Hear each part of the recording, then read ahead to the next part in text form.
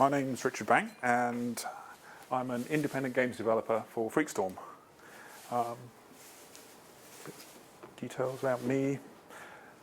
Cover of how I. Make sure I don't walk in the front of that, haven't I? How I got into doing games in the first place. A long time ago, as everyone who knows what a PDP-11 actually is, I came across a neighbour when I was about 11, and he had a PDP-11 in his back room, which is the strangest place that you'd find a PDP-11. But it turned out that he installed them, and he had enough spare parts to build his own. And so he let me play with his PDP-11, which was great when you're 11. And on from that, I went into home computers, a CompuColor, 1977. It was brought home by my father from work because his company decided that they should learn what computers were.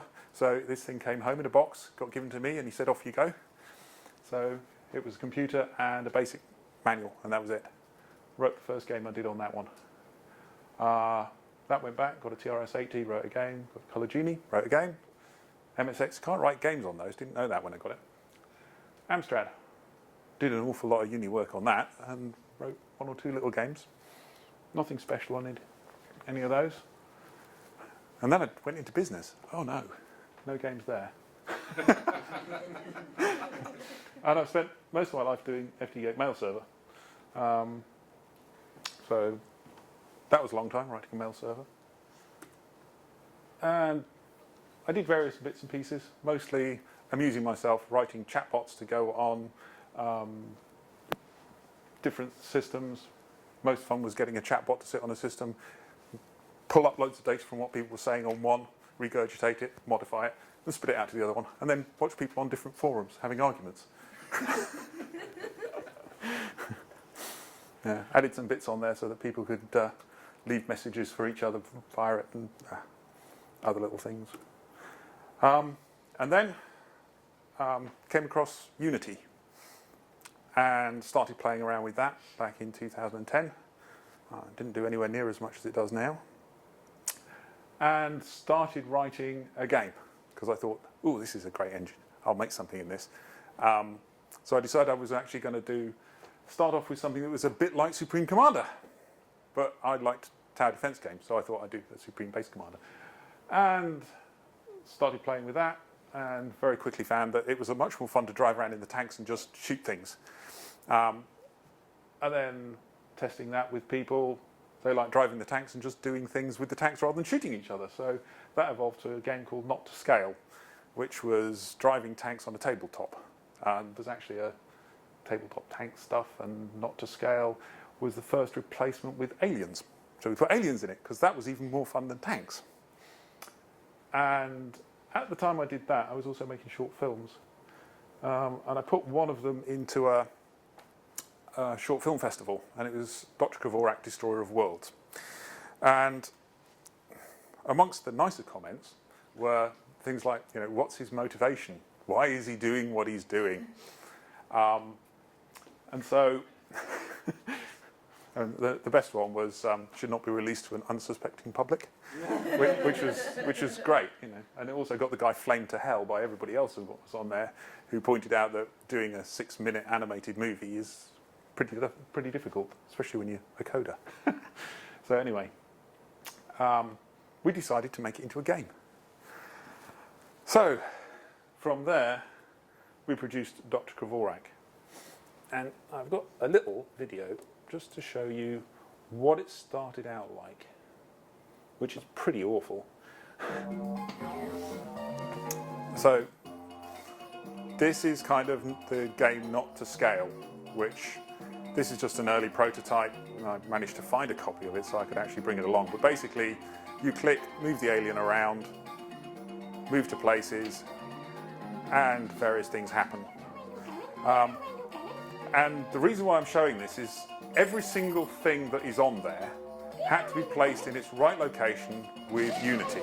So there's a lot of work in just making sure that things go where they're supposed to go, and forget about making everything happen. But when things pop up on the screen or a button gets pressed, there's loads of messages being sent around internally inside Unity. There's different modules talking to other modules, and they're basically sending lots of messages.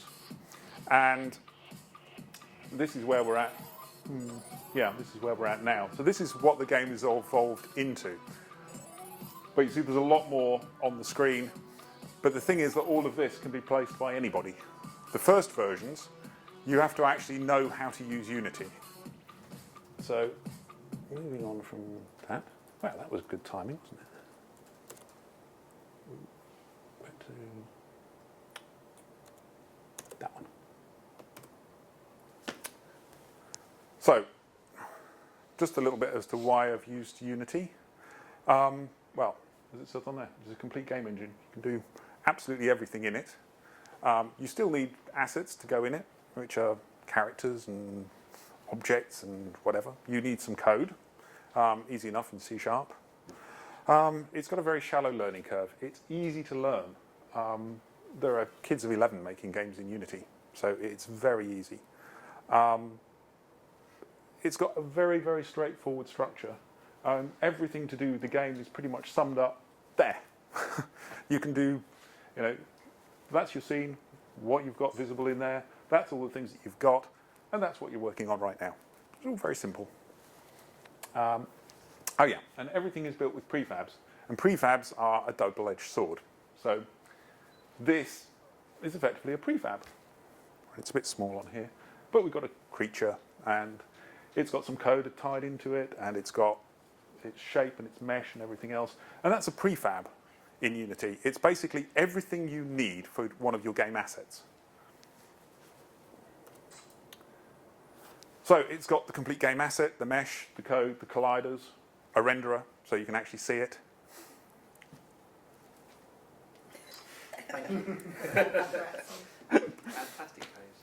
And so it kind of looks like that. Here we've got the scene, the character in it, a bit of output information on here. We've got the character selected, and this is all the information that's inside its prefab. And so you just adjust those, and hopefully something works. Now, problems with prefabs in Unity. When you have a prefab, it's instanced throughout the entire game. So if you have a prefab of a cube, everywhere you use that cube, you've got one instance of the prefab, which is fair enough. If you edit that prefab, all of your cubes get edited. Great, that's what you want, isn't it? You've got lots of instances of something, you edit it, they all change. However, Unity has this nice little habit that when you edit a prefab, it breaks all of the links with all of the other prefabs. And this took me quite some time to really come to terms with, especially arguing with the Unity devs who said, no, this is the way it's supposed to work, or words to those effects. So anyway, we had the problem that as I built the levels, everything had lots of interconnects to them. And it's a puzzle game. So there's lots of interconnects of this triggers that, which triggers that, which triggers that. And then every time I change a prefab, Unity says, disconnect all of that lot. And then you load up your level and you play, and nothing works because there's nothing connected to anything else. So you press a button and nothing happens.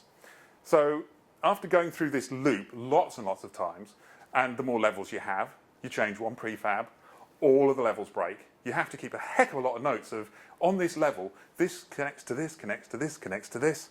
Otherwise, you just can't rebuild the whole lot. Other problems? Well, only one person can work on it. So if I've got it open and I'm working on it, nobody else can. I mean, the artist can still produce a prop, but they can't do anything. Nobody else can create levels, not unless everybody has an instance of the whole game. And Unity is not very good at sharing this concept of, well, he's working on that bit and I'm working on this bit. So, a few problems with it. And Unity's save feature. Now, what is it as a coder you do all the time? Control S. So you're sitting there, you code something, Control S. Make a change, yeah, I like that, Control S. Unity's Control S saves about 20% of it. So you Control S, Control S, Control S, Control S, crash. Open it up. Crap, well, my work's gone. I lost a lot of time to that. So having come across these major problems, which really are three of them, that you have to have a way of having more than one person work on it. You have to be protected from prefabs deciding they're going to rip up all their interconnects. And you need to have something that when you save it, you know it's saved. So I decided to create my own editor. Rather than make the levels in Unity, why not make something that makes the levels and make the something in Unity? So it takes a long time because obviously Unity has got a map editor in there. You can jump straight in. You can start assembling all of your levels. And effectively at the time that I decided to do that, I threw away the entire game because I needed to create a framework that would allow me to actually do this and scale out and add things to it. So I couldn't just say, well, I'll make something that works with the props I've got. It had to be fluid enough to start off with the props I'd got then and still work with the props I've got now, which for the most part are completely different. We have different characters, different objects, different puzzle components, but all the way through, the editor has been able to keep up with it. It makes development of levels quicker because you're not worried about the tool crashing all the time, and it's an easier way to use it. Anybody who's got a copy of the game can make a level. It's very handy. And at the moment, I mean, for people who know what's going on in games, community involvement is a big deal when it comes to games. And we realised that if we had an in-game map editor, it would also mean that anybody could create their own levels. So it's kind of like one of the big selling points of Portal, is people can go onto the Steam Workshop and download Portal maps. So we thought that would be kind of handy. The problems with doing this are mostly ones of the final quality that you will see in the game. For example, there's things like no-baked lighting. Now, you probably have no idea what no-baked lighting means, but to make games run faster, you take a level and you run a lighting sampler over it, and it calculates the lighting of all the static objects. And then at runtime, there's no calculations to do because it's already got all of the lighting information. So it's a lot faster. So by not doing the build stage in the game engine, you have to say, well, I'm not going to have the lighting build, which means that at runtime, there's a higher processor load. So it limits the number of lights you can have and how fancy you can make it look. Not by a lot, but by enough that on a really low-end system, you just can't run it. No nav mesh. Now, when you've got characters running around in a game, they find their way from one place to another with something called a nav mesh that says, you know, if I want to go from there to go to there, I'll go from there to there to there to there to there. And that's a nav mesh. Basically, it says all of the points that your character can actually walk on. Well, that's part of the engine build time. You've got no engine build time if you're building it in the game, so you can't have that. It's harder to debug. When you're debugging something in Unity, you debug real time in Unity, but you're actually debugging something running inside something in real time in Unity. So it becomes a lot harder to actually debug it. If something's not going right, not only do you have to try and track the place that it's not going right in Unity, but also the place it's not going right in your editor in Unity. So it's a little bit more tricky. You have to teach people how to use the new editor, but you would have to teach them how to use Unity anyway if they were going to work on it. And the big thing is, until you've actually got it working, you can't actually make anything. So you're kind of stuck with this catch-22 of not being able to actually work on the game. It brings the game to a complete and utter dead halt while you actually work on the editor. And everybody's sat around making their assets and twiddling their thumbs because they want to put it in a game and see what it looks like. So needed something that was easy to use, had a library of parts, all the things that you can use in it. An easy way of putting things in the right places. A simple way of editing what these things can do. A robust file format, because after seeing Unity crash so often, I wanted something that, if the worst came to the worst, I could go in and fix it by hand in an editor if I wanted to. And allows you to play the game whilst you're developing a level. You want to be able to put things in place and see how they work. And finally, something that didn't break if you edited a prefab. So we end up with the main structure throughout the system is called the component library. And the component library is what pulls everything together. So everything that you can put into the game is inside the component library. The component library is a hierarchy, basically, of a bundle collection, which is when you release the game, it goes out with one set of assets. If you do a DLC, you want to be able to add to that. So what I've actually done is structure it so that at the top level is a bundle collection. And if we release a DLC, we have another bundle collection, and the game will just pick up both of them and say, okay, I'll iterate through all of the components. The bundle collection has objects, and each one of those objects basically is really a set of prefabs and their associated user interface icons, so that we can pull up a display of the components, and you can pick them from groups, and you can select which ones you want. So there are multiple ones of these. Each one of those has an icon to say which collection it is, and then you've got all the prefabs that say what the actual item is. We have the maps, groups of maps, and again, graphics, display names, and the level data. All of the editable data that the user can play around with is stored in one class, which is the object edit control. In it, we can set the user interface names for all the fields so that they can edit them. And we also have the save structure data, which is marshalling the data in and out of our database and into the prefab. Now, the actual game components will want to treat all of this data in different ways. So what we've done is just specified that there's a base level of data, and you write everything to there, and when you're putting yourself back together again and instantiating, you read everything out of there. If it can't fit in there, you can't do it.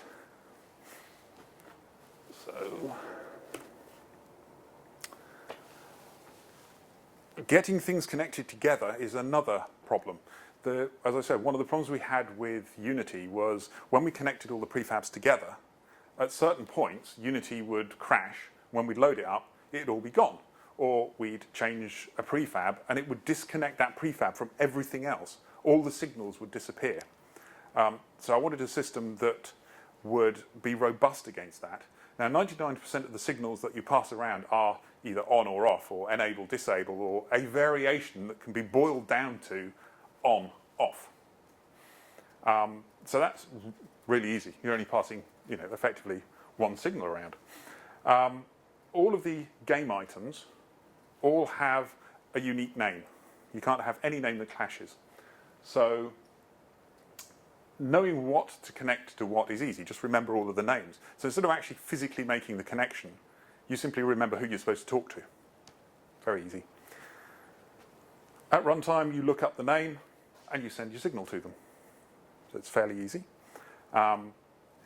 Unity has a nice thing called messages, which means that you can actually send your message to multiple classes attached to a game object. So you could have a game object and you could say to it, reset. And all of the classes in there get the reset message, and they can all reset so that they all start from the same place. Storing the data. Single file, XML. Who doesn't use XML if they can?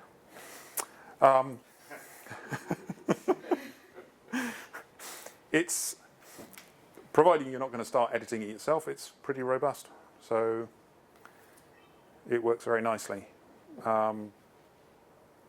Has the advantage that if something goes wrong, you can sit down and you can actually look at it and say, what happened here? But quite frankly, the XML read in and out has been the least troublesome of everything. So yeah, the process of actually kicking off a level is to load the file. And then for every single node, as you read through it, it's got a component type, which tells me what object I'm actually going to create, what it's called, so that something else is going to say, I want to send a message to pressure pad clone 115. I have to actually say, right, I'm going to create a pressure pad and I'm going to call it that. Otherwise, the other thing won't know what it's talking to. So that's just so that we can tie up all the messages. And then there's loads of information about its location, its rotation, signals, what it's connected to. This one's connected to a door. So we've got a button connected to a door. Handy.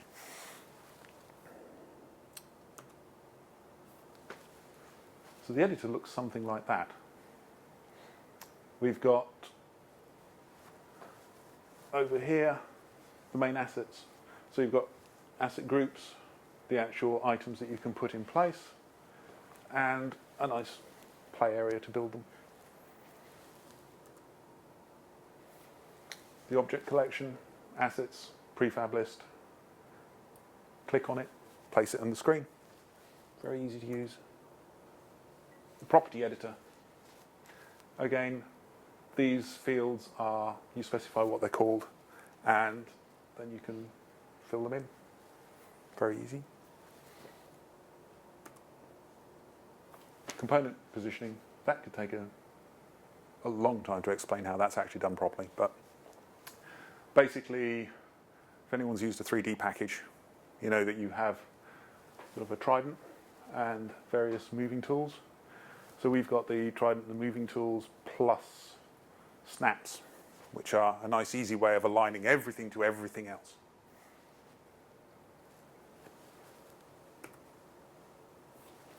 We've also got some other parts in there, such as projection painting, so you can click on a texture and click on an object, and it will paint the texture on the object. Makes things a bit faster when you're trying to set everything up. Otherwise, you'd need to have hundreds and hundreds of objects, each one with a slightly different texture.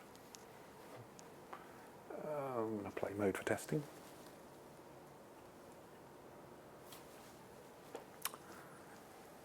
So the result is that anybody can create levels with the level editor. It's nice and robust. I've not had any instances of a level not loading from its XML file. Occasionally you might get a message saying this prefab doesn't exist anymore because it's been deleted out of the bundle collection, and then it just says, hey, I'm just throwing away this data because there's no object to put in here. It's much faster to create a level with this editor than it is in Unity in the first place, which has a big bonus in the speed that you can produce it, and you can play the levels, muck around with them.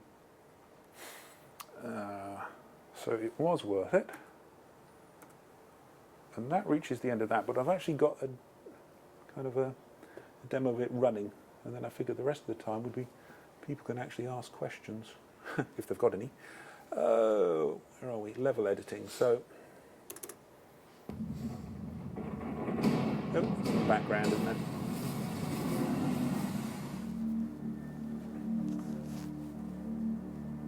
So basically, I recorded me creating a very simple room with this editor. So first of all, we select a floor, put it in place.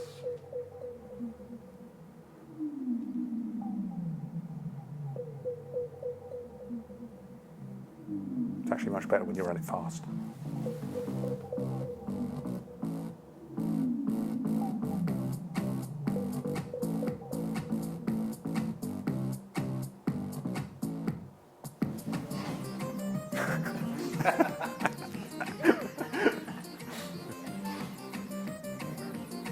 So we use the snaps to put everything in place.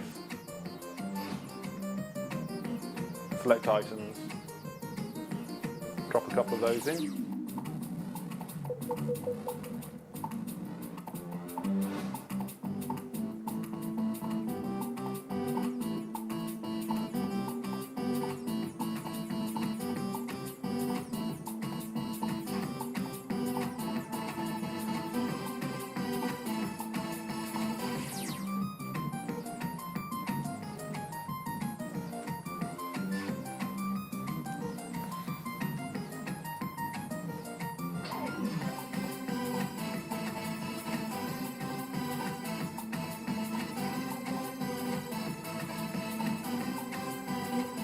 Couple of lights, otherwise it's pitch black when you run it.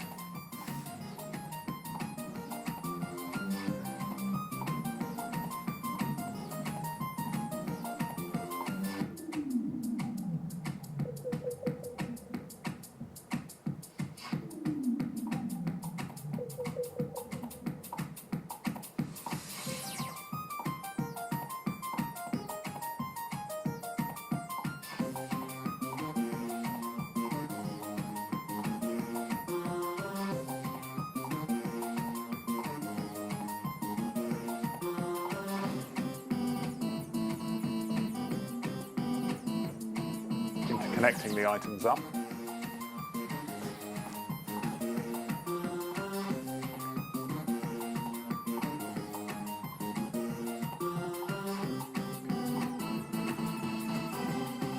Finally, click play.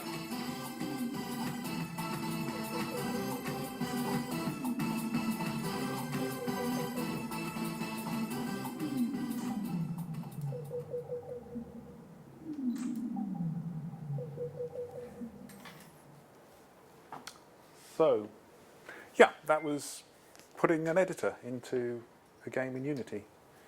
And it only takes, what, half an hour to tell you about it, and it took 2 years to write it.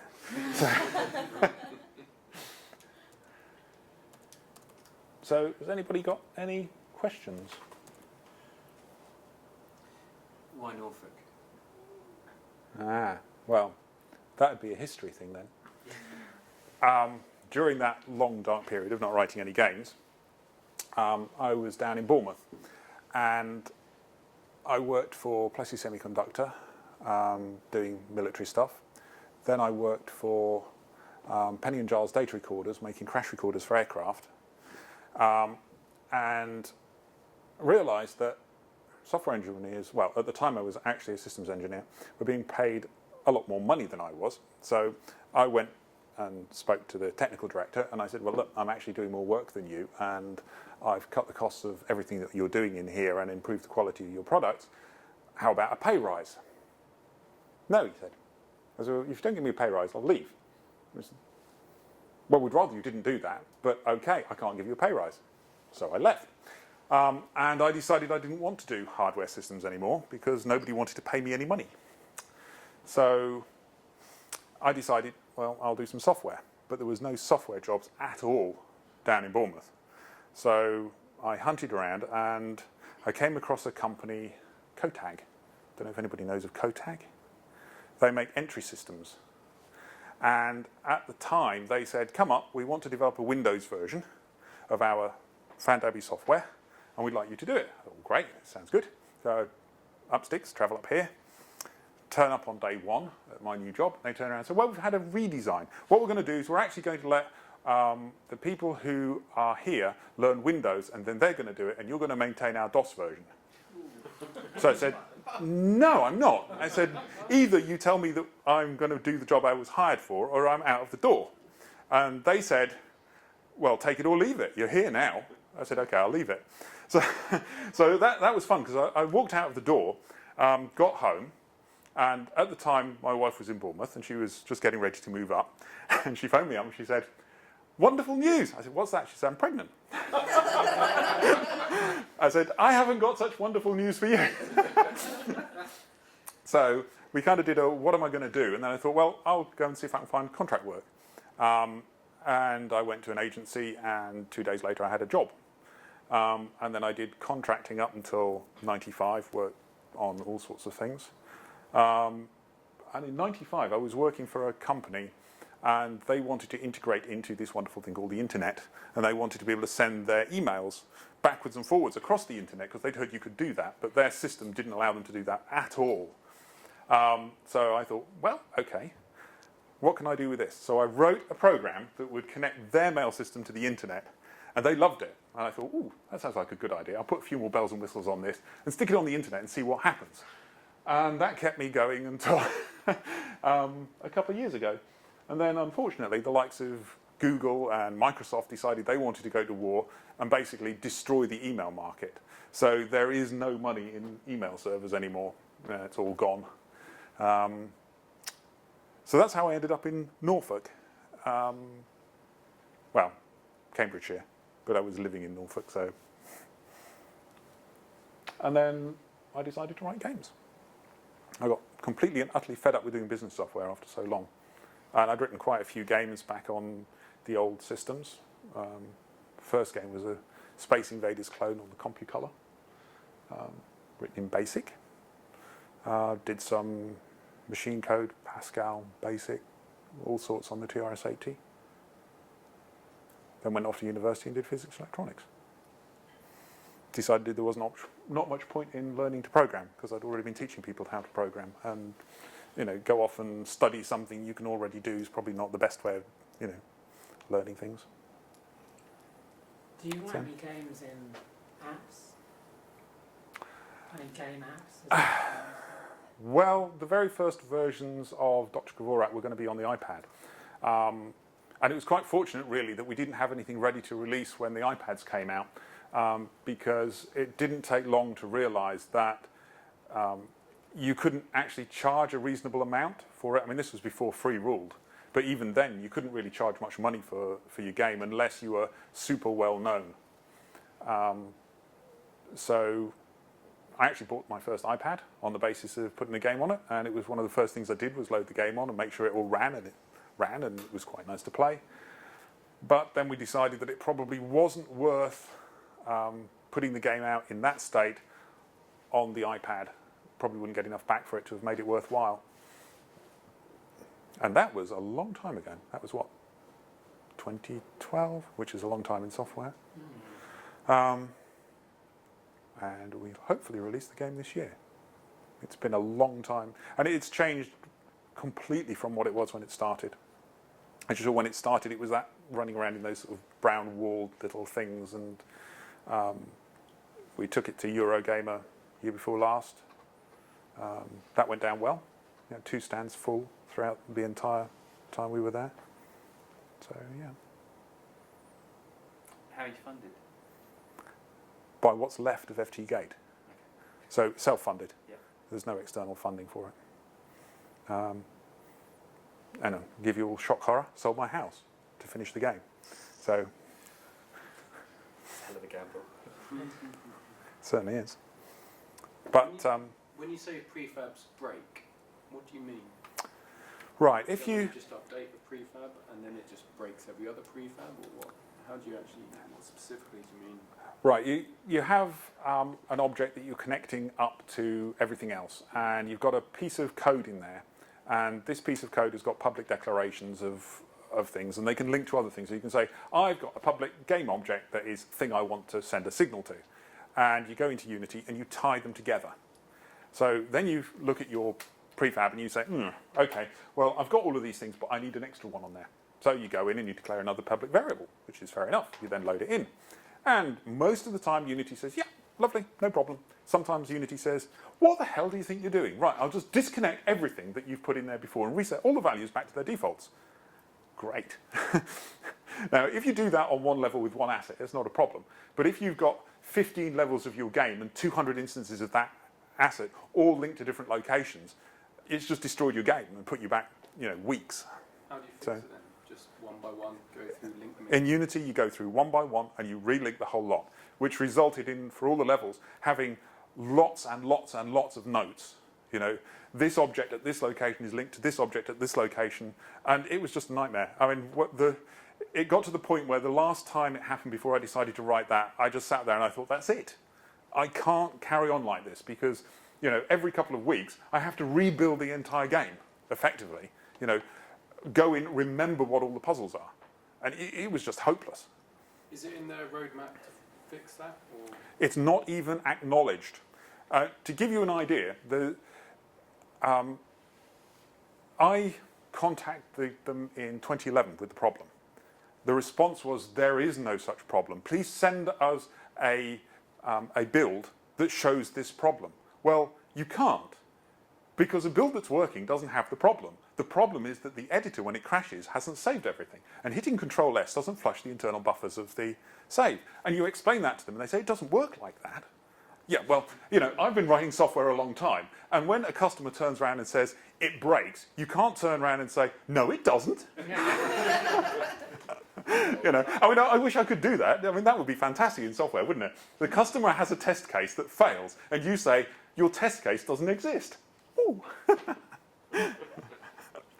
So, I was amazed. They came up with, they had a big push on their massive test plan. They've got this enormous test plan, and they run it all the time before release. And they still haven't fixed this bug. And somebody recently wrote a script that when you press Control-S, saves the current level, and forces all the prefabs onto the disk. Apparently that fixes the problem, which is only like 2 years too late for me. But So did they have a test that reproduced your No. problem? No, because it's not. It's one of those random occurrence It's things. not one of those things that if you do the same thing 10 times, it fails 10 times. No. You can edit something, save it, it fails. You load it in, you fix what you just did, and do it again, and save it, and it's fine. Yeah.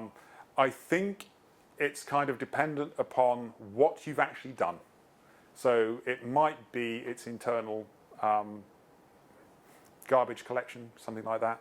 And the whole engine is written in mono, which is very risky.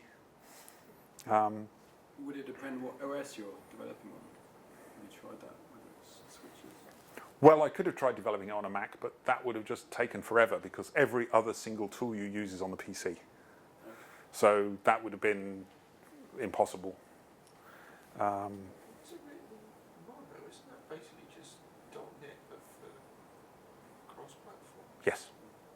And why is it written in that? Because Unity runs on Linux, Mac, mobile devices, Yes. everything. But having said that, so does Unreal Engine, and that's in C++. So for my next game, I'm using Unreal Engine. Sounds like they should have written in Java. I was going to ask though, Unity or Unreal Engine, like long-term business model wise, what do you go for? Or CryEngine or something?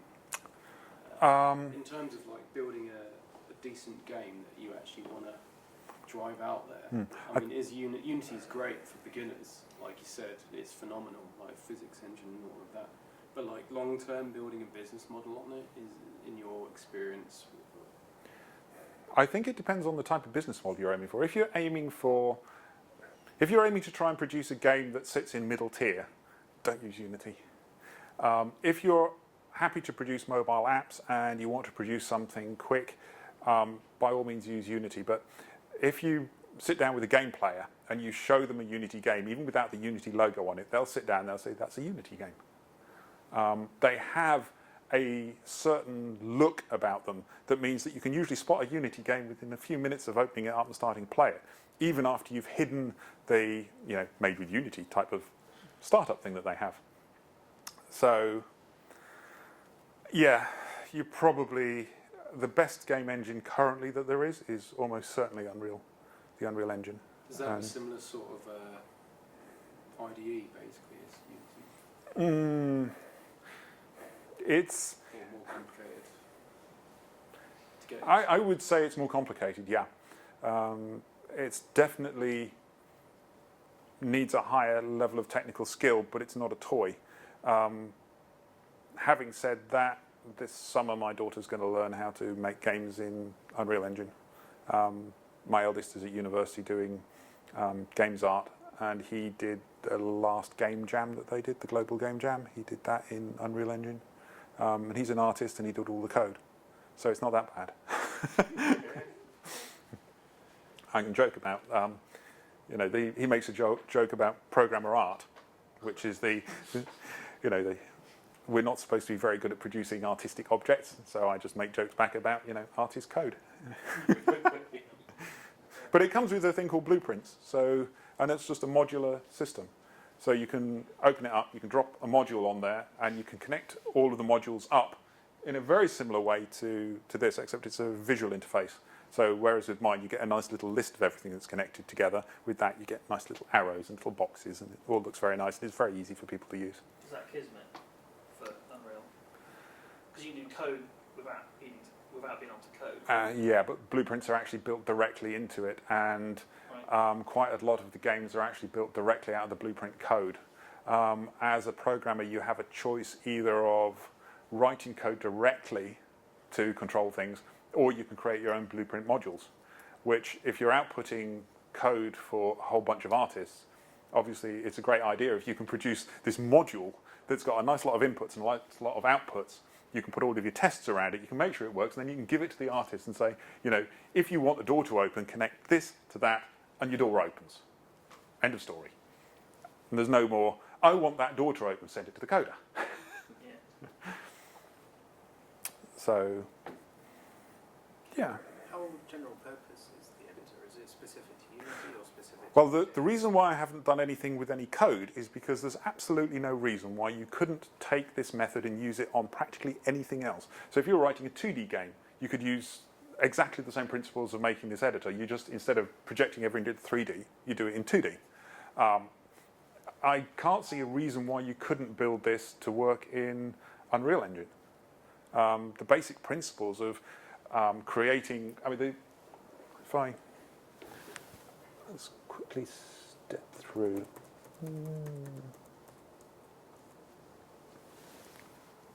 This bit here, this bit is nicely called hierarchy, which is a giveaway really, because it's basically the entire game, everything is a tree. The top level tree is your scene, and everything falls underneath that. And that's the same in all game engines. Everything is a tree. Everything's got a name in it. All game engines allow you to create an instance of something. So providing you can create an instance and you can give it a name, you can load data from a file. You load the data, you instance it, you give it a name, and then everything else knows that it's there. And providing you can say, give me the name of this, find this object, then you can do it. Sort of kind of later, I guess. When you talk about snapping, I'm taking it that's an editor action and using the editor to define fixed coordinates rather than creating some location hierarchy between objects based on how you're snapping them. Yeah, the snapping is simply moving objects to a particular location. You're not finding it to the location of another object. No. So you can snap something in place and then move the object out of the way. And sometimes that's a great way of aligning them. You can put a unit box into a level, snap to it, move it a bit, snap another object to it, and keep moving it around. You can get nice spacings. And so, yeah. Do you feel that kind of making all the levels in the level editor has kind of removed some of like kind of uniqueness of some of the levels? Well, only in that you could turn around and say, would creating all the levels in the Unity editor itself destroy the uniqueness of the levels? Yeah, Not really, because you know, if you say, well, in my level I want to have a 2 kilometre wide map with a unique terrain, well, you just create a prefab for that, then you attach it to a game object and you instance a copy of it and it's in your game. I mean, that's all the game engine is doing, all the map editor is doing, is taking the items that you would stick in the game using the Unity editor and allowing you to stick them in the game with a different editor at runtime. It has the advantage that people can make their own levels. It also has the advantage that it doesn't break if something breaks. And also, you can edit the prefabs whenever you want. So if I decide, say I've got 500 instances of yellow cube, I decide I don't want yellow cube, I want blue cube. Well, I can go into my system and I can say, replace the name yellow cube with the name blue cube. Load the level and everything's blue cubes. So it's very easy to do global replaces. I can replace a yellow cube with a blue sphere. I can make it an object, I could make it a character. So everywhere there's a blue cube, make it a character now and have him walk around. Without having to do any other work other than saying, change the character in here, which is basically just changing one text name. So, but some of the more complex scenes have large individual assets. I can actually show you one scene that's got a very large asset if you're interested.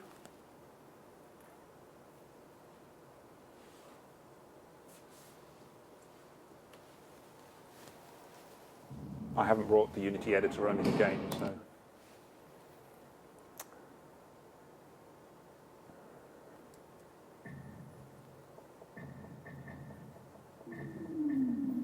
Actually, I'd have to play through to that point, so it's probably not the best thing to do.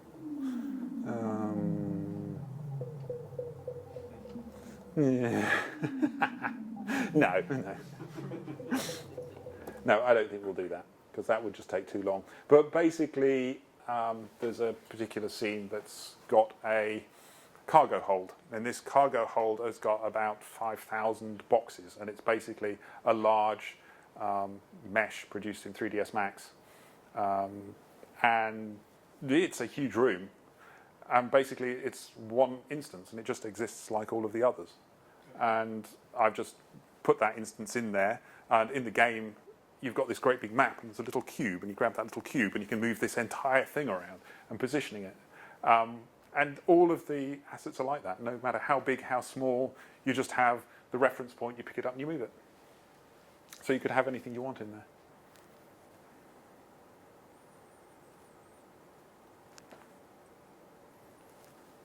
Any other questions?